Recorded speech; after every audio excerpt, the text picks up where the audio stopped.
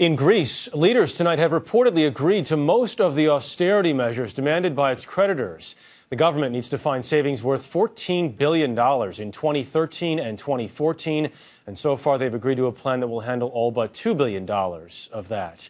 The crisis in Europe continues to weigh on the U.S. economy, though. Ford reported its earnings fell 57% last quarter, driven in part by weak sales overseas. U.S. automakers had been one of the strong points of an otherwise weak economy up until now.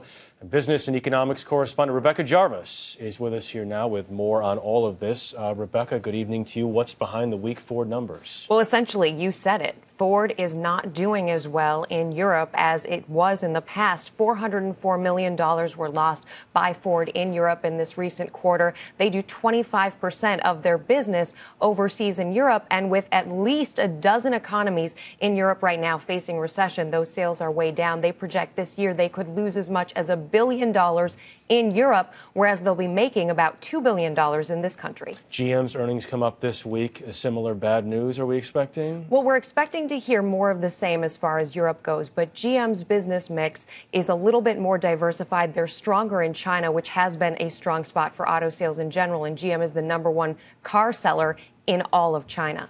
Does the news for car sales get any better in the 6 months ahead before the year ends? It's interesting to note that car sales have been relatively strong here in the U.S. We sold 12.8 million cars in the U.S. last year. It's expected to be 14 million this year.